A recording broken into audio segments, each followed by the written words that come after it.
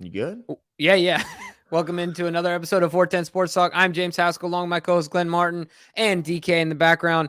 It is over, ladies and gentlemen. The NFL Draft 2003 is in the books. The Baltimore Ravens have made all their picks, and we are here to talk about the remaining picks that they made in day 3. Of course, we already talked about day 1 and day 2, and in this coming week, we will dig deeper into all of the players that the Ravens picked. And we, as always, will promise to do our very best to get local media who covered these players on our show to talk about them. So make sure you stay tuned. As always, you hit the subscribe button, give us a like, turn your notifications most importantly.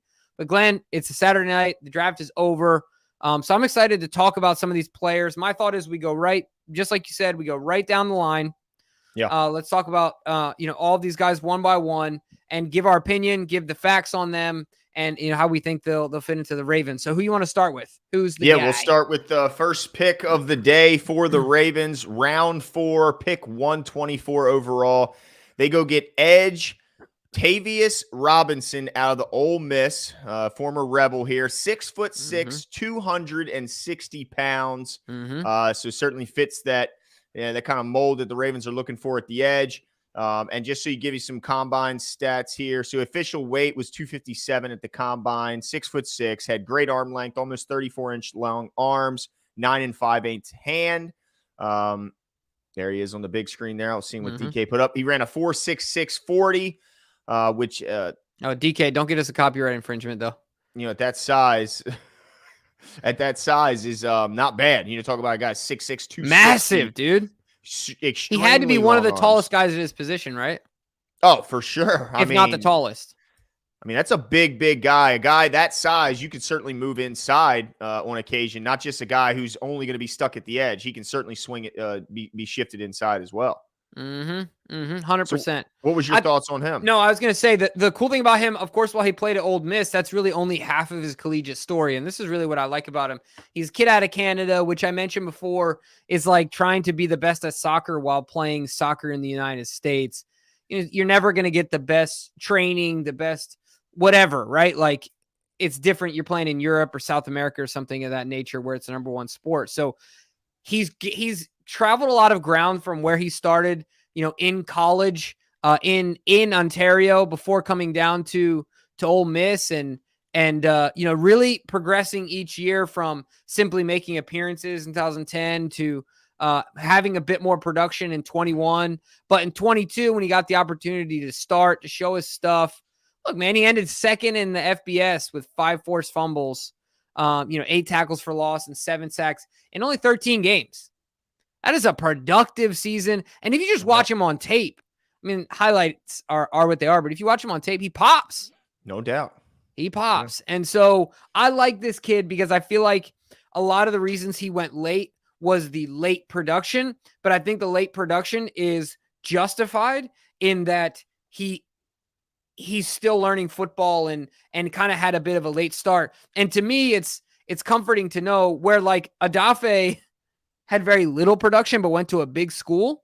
Yeah. Like a bigger name school. This is different where he went. I mean, he ended up at Ole Miss, but, kind of came from a much different situation. But the dude had production. Say what you want.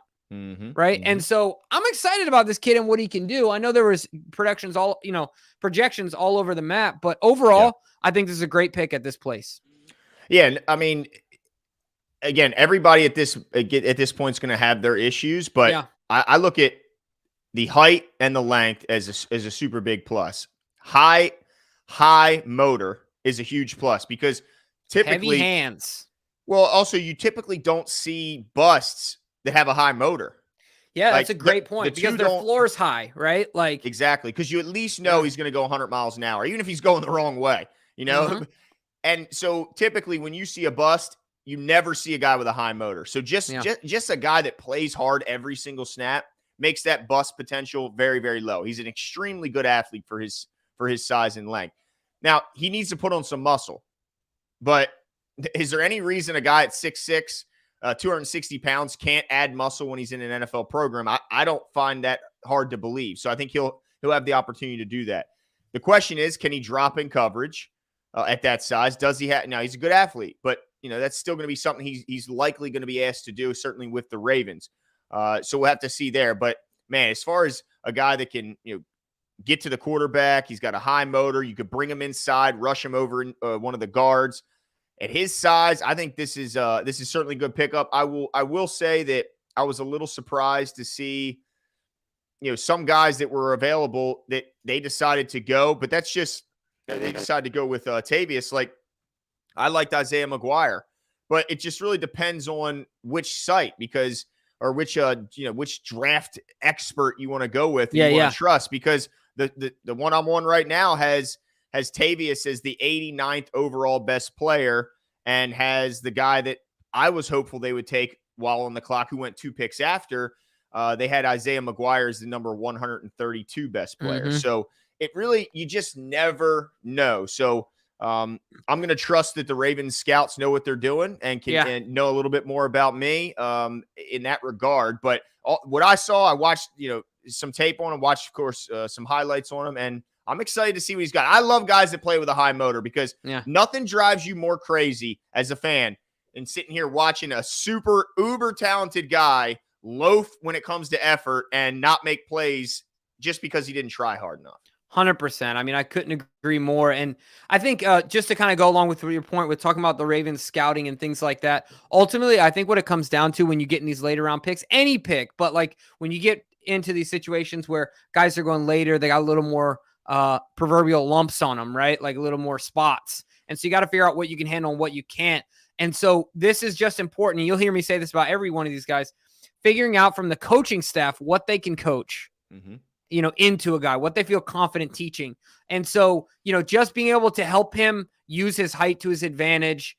His hand placement needs work, but his power rush apparently is really great. And I'm sure you saw it on tape. I saw a couple plays that he just absolutely blew up. That's awesome. Right. He's got heavy hands, got, great reach. So yeah, I think overall this is a good pick and lots of potential, which is what you're doing here. So excited. How does that affect the room? Because we talk about Owe and Ajabo and the big year that it is coming up for them. Bowser another year removed from the knee injury. I think it's fun. I think this is fun. You know what this room? So this room reminds me. I'm not saying that these guys are going to be those players. You remember the young core that Pittsburgh had at wide receiver? Who did they have? They had Wallace. They had Brown. They had Holmes. I feel like I feel like I'm even missing a name, but I think it's what I'm trying to say is that I think you get a lot of synergy when you got a young group of guys. Yeah. And they're all trying to figure it out together. And so I'm hopeful they can feed off each other. And just like you said, have a ton of energy. Yeah. Use their athleticism, use their youth to their advantage, and just get after it. Like that gets me excited when you got some young guys in there. And Bowser, of course, being the vet, holding it down. So I feel good about the group. Yeah. Okay. And Emmanuel Sanders. See, I knew I forgot a guy. There you go. Oh, yeah. There you go. All right, cool. So I think we're both, satisfied with that pick. Yeah. They need to address the edge position. I keep hearing that, everybody's pretty much sold on the fact that Houston's going to return here. Well, we did see Calais Campbell leave and go to Atlanta. So I don't think it's a foregone conclusion that they'll get him back. So I'm glad that they continue to, bolster that position. All right, let's move on to their next pick, Jimbo. Yeah. Who we got? This is Caillou Blue Kelly, right? Yep, it is. But right before, let's hear. It's just Quan says, I thought Queen was staying even after the Simpson pick because Simpson can play all over. But after the Robinson pick, Queen is definitely gone, right? Well, I don't think the Robinson pick affects it. I mean, I see what you're saying. To me, while Simpson might be able to be kicked outside to the edge, I think his blitzing ability is still better served as blitzing from the off-ball linebacker position, like we see Queen, like we've seen with Roquan. That's where I think he can be more impactful.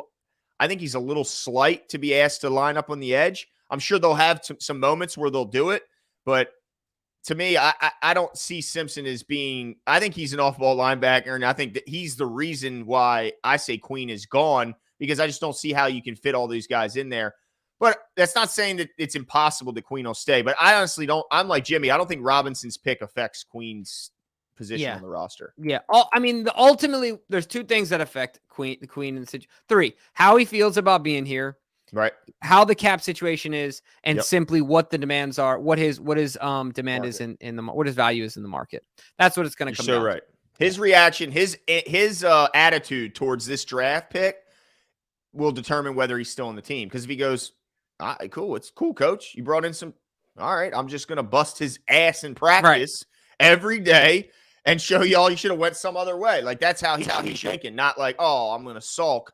But I guess we'll wait and see. I don't think we'll have to wait much past Monday to hear what happens with Pat Queen. So yeah, Jimbo, let everybody know who the next pick was. If you need it, I got it. Let me know. I got you. Yeah, so Caillou Blue Kelly, of course, the Stanford cornerback. That's right, cornerback, ladies and gentlemen. We had to wait till the 157th pick of this draft for the Baltimore Ravens to finally address the corner. But some basic information before we dig deep here. 6 foot, 191, pounds. So he's got the prototypical size is what I would say. Mm-hmm. I don't consider him to be undersized. I don't consider him to be overwhelmingly oversized either. I think he's got the prototypical size. So let's dig further. I mean, he ran a 4.52. I'm not in love with that as a corner. Mm-hmm. I think I'd push him. I don't know. I like to think so. That's not super fast. I'm not super happy about that. But 4.52? 4.52 is not great for a corner. Yeah, it's not. But let's also remember, not everybody has their best showing at the combine, even though you'd like it to be. 100%. I mean, 100%. I think Zay Flowers is a perfect example where you go, how the hell did he only run that? When you turn on the tape and he looks like an absolute burner. Yeah, no, for sure. Well, so anyway, let's talk about him, Glenn. Give me your first thoughts. I'll let you get first crack. Cool. Yeah. So I watched, when I heard the Ravens took him, I watched the tape of last year's game against Drake London and USC, and then watched highlights from last year and this year. And, the one thing I will say is he fits what the Ravens need. He's an outside corner. He's not inside. I didn't see any snaps of him on the inside from the full game I watched against USC. And the reason I picked that game is Drake London was the wide receiver for USC. He was the number 9 overall pick, I believe, last year. Mm-hmm. So that gives you a pretty good indication of what he can look like against NFL talent wide receivers. He had a pick 6, which albeit was a ball thrown behind Drake London, kind of went off the hands of Drake. And so it was a tip pass, took advantage of it, took it back the other way. I saw multiple pass breakups throughout the game. He did give up he gave up a back shoulder, which was still tough coverage. It's a tough one if it's thrown well, and it's a tough one to guard. He gave up an out route for a first down right after he had a big pass breakup on a go route. So I liked it. Yeah, he gave up some plays, but Jim, he made his fair share of plays as well. I thought he was physical. He was not shy about coming up and tackling. He's not like a blow-up tackler. Like, he's not Marlon That's what I was going to ask. How did you feel when you were watching that about his downhill tackling? Yeah, I mean, he's not like a blow-up tackler, but he didn't look he looked willing to get in there and tackle, which is, what did you think about his I'm just going through some weaknesses I've seen, so I'd like to know your thoughts. What about his makeup speed? Is another one that's been, talked about. How'd you feel about that? Yeah, that's where, you start to get concerns with him, but I didn't see it like where he just gave up a bomb. I didn't watch it. Again, I watched one full game and I watched highlights. So I didn't watch as much tape as a lot of these guys I'm sure did, but I didn't see in that game him get dusted deep. I mean, I saw they ran a go route and I saw him play it absolutely perfectly. He forced Drake London to the sideline, cut him off, made a fantastic play on the ball, got a PBU. So I see a 4.52, and that's got me nervous. But I tell you what, man, you look at some of these grading, like the same one that I was just using, the Draft Network, had him as a second-round grade. Mm-hmm. This is a guy who's played a ton of ball. His father was a longtime veteran in the NFL. Yep. So he comes from a lineage of NFL talent. So he knows what to expect. This isn't going to be something that's going to be too big for him, the bright lights. Now, he's grown up in football. He came out of Stanford, so he's no dummy, right? He's got to have some intelligence, which is, I'm sure, something the Ravens like. I'm excited about him because of where they got him. They got him in the 5th round, Jimbo. Mm-hmm. Mm-hmm. So I think there's a decent chance he's already better than the 2 guys we drafted last year. Well, he's better outside. Outside. Certainly better outside because the Bama kid, Armour Davis. And Pepe's an inside guy. Right. So I don't know how much worse of a showing you can have than what Armour Davis had. So, I think overall, look, this kid's a 4-year starter, Glenn, which is great. A lot of ball. Yeah, like you said, he's got the pedigree. He's got the desired size. But I was curious to get your thoughts on his overall physicality and the the makeup speed, because that I a couple different sources that I went through seem to be the two Knicks. But look, I mean, obviously you saw a tape against a great player and a guy that's already transitioned well into NFL. So once again, pick what, 157? Yeah, 157. Yep. You can't ask for, you're not going to get a Tom Brady in the 100s every single year. So let's give this kid an opportunity to compete, to add some depth to that room. And hopefully we got something here. And I don't think the Ravens are done at corner, so don't panic yet. It's all the writing is on the wall for a reunion of Marcus Peters or Rock Ya-Sin, who's a very talented and solid NFL pro who's just been overlooked, I think. And just for your, just so you know as well, our guy Draftplex, who we think pretty highly of around here, had a 3.4 grade, around 3.4 grade on this guy. And again, the Ravens get him in the 5th round. So if for nothing else, it addressed a need and they got value with the pick. So I think we can all expect this guy to be a huge instant impact player, or at least instant big time snap count player when it comes to special teams. If nothing else, this guy better be, fighting to be the gunner. He better be pushing everybody to take snaps away from guys on the practice squad, because that's how he's going to initially get on the field. And then if the Ravens have injuries at those positions, because I do believe there's vets on the way, or if they fail at gaining those vets, then we might have to see this guy sooner than later. Nice. No, I hear you. Yeah. So hopefully not. But look, I think I stand on an island when I say this, and this is the last thing I mentioned before we transition to the other one. I'm cautiously optimistic that Brandon Stevens can surprise some people this year. I'm cautiously optimistic. I think he showed some moments last year. So I'm interested to see. And look, remember, he's a young player at that position. Right. And very physically gifted. So I think he's got all the physical talents. It's just, can he stay healthy and can he get the scheme down where we won't see mental errors? Right. Exactly. So, that'll be interesting. Okay, let's see. So with us getting Zay, does that mean us getting D-Hop is dropped, or what's the deal with that? Yeah, I think the D-Hop thing is over. According to reports that I've seen, he's probably staying. I don't know if you've heard anything different, but I think we're out of the sweepstakes. I think if he goes anywhere at this point, it's going to be probably the Chiefs or the Bills, is my guess. Yeah, and we're going to get into that on Tuesday. One of our videos is certainly going to be our wide receiver room, and we're going to be talking about it. I'm excited to address it. So we'll get more into that, Eli. So make sure to stay tuned. But good question. All right, next guy, Glenn. Who we got?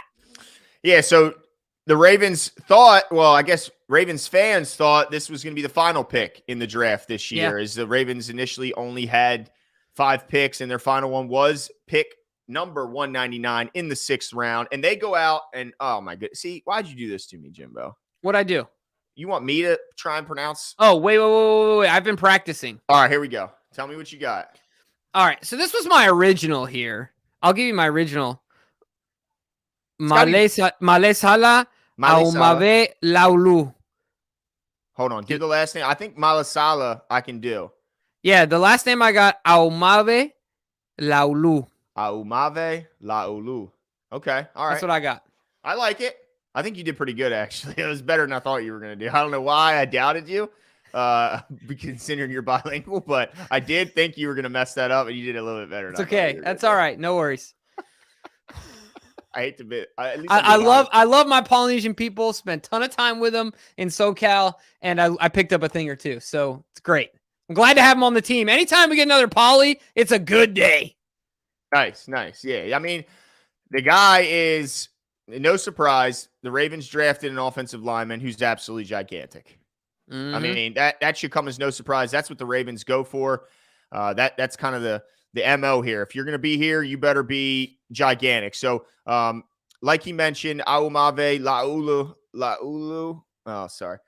He's an offensive tackle out of Oregon. Yeah. He's 6'5.5" and weighs 375 or 17 pounds. God, I thought I was talking about Fa'alele again. So 6'5.5", 317. Got ridiculous arm length. Another staple of a Ravens offensive lineman. 34.5-inch arms, 10.5 hands. So he's got big mitts on him. Not the fastest guy in the world, but for a guy his size, he ran a 5.2 40. I watched I watched this last season's game against Georgia, of course, because you want to see what he's going to look like against NFL talent. All you got to do is find if they play Georgia, because their entire front will be in the NFL next year.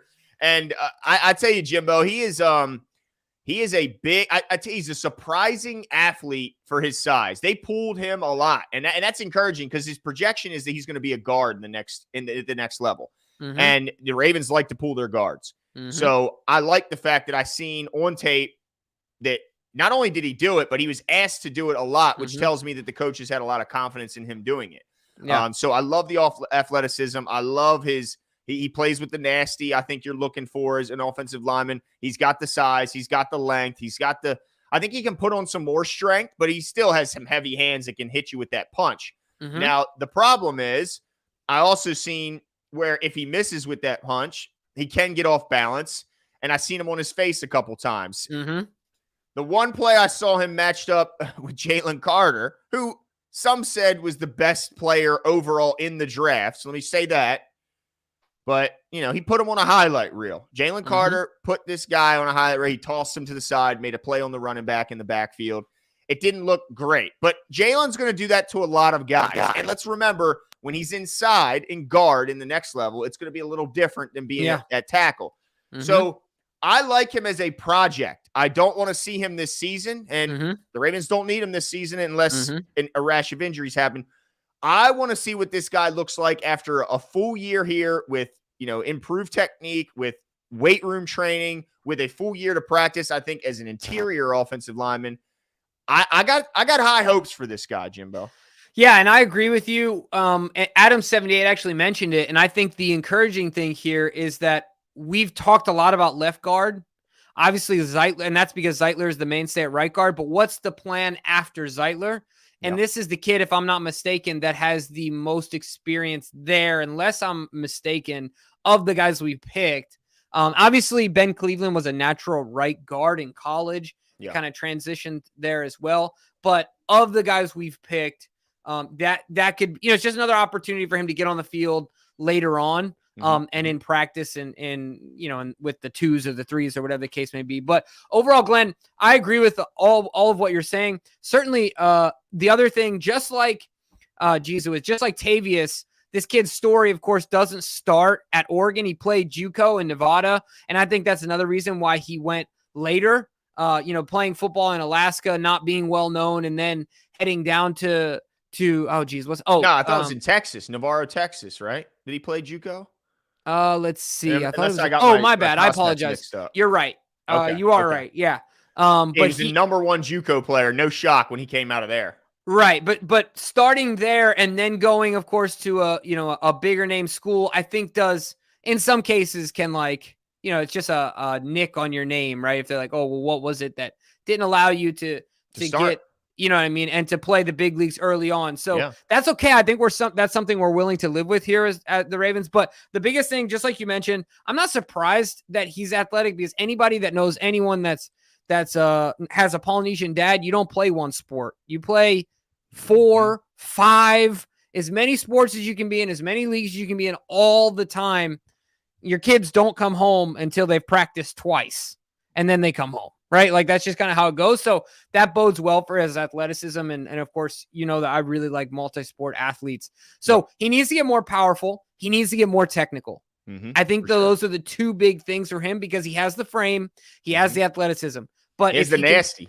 He has the nasty, 100%. So if he can do those two things, one through coaching and of course his own discipline, and then the other simply through getting in the weight room, I think the kid's got a future to compete for a spot on the roster, and best case scenario, a starter one day. So at this pick, I think it's great for a guard. Yeah, 100%. And who knows? I love that. And this is a theme, because we're going to talk about another guy. It seems like you really go to every position outside of maybe, even some people had Blue Kelly as a possible kick in to the slot, but I look at him as an outside corner. But it just seemed a lot of positional versatility everywhere. Zay Flowers, inside, outside, punt returner, jet sweep guy, can do everything. Trenton Simpson, you talk about a guy, he can move everywhere. He can move. He could be your nickel if you need him to. Tavius Robinson, you put a little bit of muscle on him, bring him inside. I think he could be successful in or outside. So I just talked about Kelly. This guy, ton of tackle experience. If need be, he could play up in a pinch at tackle.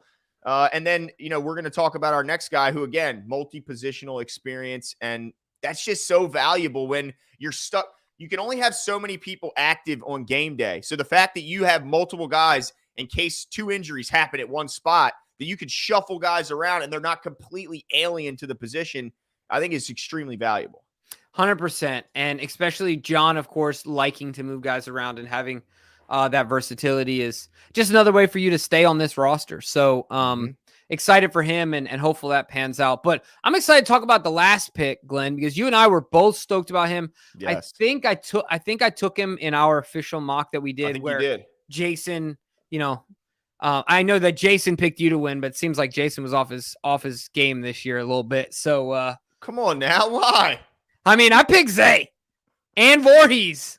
You did. You got 2 right, you son of a gun, dude. I'm just saying. You know how hard it is to get one guy right? My man got 2. If you want the straight facts, dude, between Glenn, DK, and myself, we usually get the complete picture. We're like the A-team, dude. You got to get all 3 of us. What's the theme song again? How's it go? Oh, my goodness. Oh, you got to put me on the spot. Oh, man. Dang it. We'll get it one of these days. Point being, let's talk about Voorhees. Of course, Andrew Voorhees. Yeah, there we go. Yeah, so the exciting thing about him, a kid out of USC, 6'6", 310. You guys have all probably seen him because his video went viral. Oh, I apologize. Marco G, can you put that back up, DK? Sorry. You're absolutely right. That's kind of what we were talking about. This is a hopeful potential replacement for us, a Zeitler, whether that's Voorhees. I think it's more of a left guard. That's what I was going to say. Sorry. I didn't read the whole thing, and I thought he was referencing our guy we drafted before from Oregon. Yeah. I think that might be the way to go. But anyway, all that being said, Andrew Voorhees, the interesting thing here, Glenn, about this pick is that from Zay to him, he is the highest graded pick that we took according to NFL, just NFL.com. It's only one source. But I think that that's impressive because he was our last pick, right? If you guys haven't seen his viral video, he tore his ACL during the combine within a matter of 24 to 48 hours, went on the bench press at the combine and put up 38 reps. So like the day after he tore his knee. Yeah. Dude's strong. And he's played a lot of football, started 5 years at USC, obviously playing against high level competition, playing in big boy football. He's versatile. He made all Pac-12, Glenn, basically splitting his time. It was like 75-25 between left guard and left tackle. Yeah, man. That's impressive stuff. Now, the one thing I'll say, Glenn, that has me concerned about him is if you look back in his college history, he's got a multitude of injuries. From the ankle to even in high school, I think he had knee surgery. And now, he's got the second knee. So that has me a little concerned. But of course, that's why he goes in round 7. I'd be interested to know what the docs discovered in the knee. Well, it's funny you say that because there is reports that his doctor was interviewed or he sent out some sort of a clean, sign off that his knee, he will return to full strength. There will not be lingering effects. And so that was nice to hear for a lot of teams that, like you, were worried about the history of injuries. I think this is an absolute home run. This is a 2nd round value. Some said if he doesn't tear his knees, either second or third round pick. They got him in the 7th round. And in doing so, by the way, Jimbo, they didn't have a 7th round pick. So let's just remind people they traded next year's 6th to get back into the 7th round this year. So they're looking at this as next year's 6th round pick, and they got a 2nd round value for it because they don't expect him to participate this season. And that's absolutely fine because most 7th round picks, if they even make your team, that's an accomplishment, much less, participate or do much more than an occasional special team snap. So this is for the future, but he is absolutely the left guard of the future for this team. You put up 38 reps a day after you blow your knee out. You can't even put your leg on the ground, ladies and gentlemen. Not that you use your leg for bench pressing, but I don't know anyone who has their legs up off the ground. It definitely doesn't help having your leg up. Exactly. So I watched some tape of this guy. You talk about nasty. This guy pancakes. He loves to drive someone into the ground. I saw so many times where he took the defender in front of him and just put his face in the dirt. I love seeing it. I mean, this guy, he can move. He's got crazy power, as the 38 reps kind of displayed there. The one thing I'll say he's got to get better at is with his height, he does have issues of not, he doesn't stay as low as he should. And so sometimes guys can out leverage him when they're lower to the earth and push him back. But I think that's a technique he can work on and get better at. As long as, of course, his knee is healthy and he can get back to the flexibility he once had. But I think this was an absolute steal. He's going to be the left guard of the future, and the right guard will be a toss up between, both. Now, Fa'alele, he's Polynesian too, right? So we're going to have two big Polynesians fighting for right guard and swing tackle. And so, yeah, man, I thought, in my opinion, Jimbo, you want to talk about what's the steal of the draft for the Ravens? It's hands down Andrew Voorhees. 100%. Zay and Voorhees, like the bookends. I mean, to get Zay at 22. Yep. And then to get Voorhees at 2,000, basically. What was that, pick 229 or something? 229, Jimbo. Yeah, I mean, that's incredible. The bookend, not that the other guys aren't great, but from a steal perspective, I think I agree with you wholeheartedly on that. Yeah, he's going to be somebody that I just love that the Ravens get nasty, big-ass O-lineman. Just a big, mean guy. That's what I want. Because remember, it wasn't terribly long ago we implemented the zone scheme around here, and we got a bunch of undersized, quick-footed, position blocking guys where they just kind of put their body in between and hope to delay them long enough to where the running back can squirt through. But I like big, nasty, mean guys that just want to drive you into the ground and just try and bury you. Yeah, the one thing that I noticed about both of these linemen that I liked is that it says they both look for extra work when their assignment is completed. That means they just like smashing people. Like, it's like, oh, this was awesome. Where's the next? And you know what? You're so right about that, Jimbo, because when Andrew Voorhees would see someone already engaged with, say, his left tackle and see, oh, I get to blindside this. He doesn't see me coming.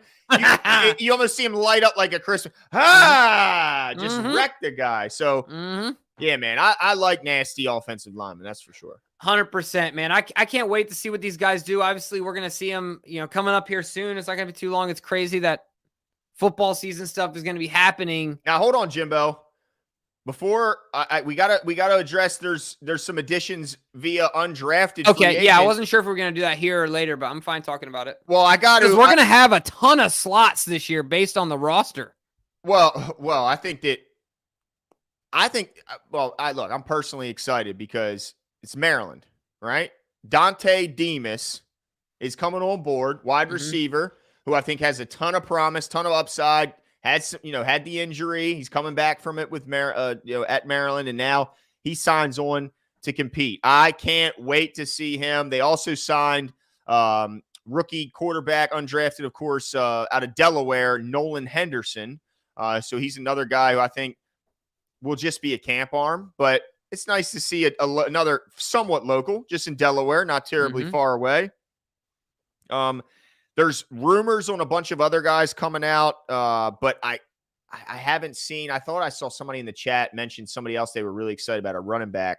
Oh, there it is. Keaton Mitchell is another guy. I must admit I have to familiarize myself with Keaton Mitchell. So, yeah, guys, you got to give us the opportunity. We're trying to get this out as quick as we can, but we will absolutely. Yeah, we dig into all this. You guys can believe that, like Lamar Jackson said. That's right. And like Jimmy said, we're always trying to make sure we can bring, guys who are more familiar with them, guys that covered these players in their colleges and at their colleges and see what type of person they are. Cause we can see the player on tape, but we like to see what type of guy these guys are. It looks like Keaton Mitchell, at least according to DraftPlex, had a grades 5 to 7 draft grade on him. We get him as an undrafted guy. So, another value pick. Jimmy, let me ask you this before we go.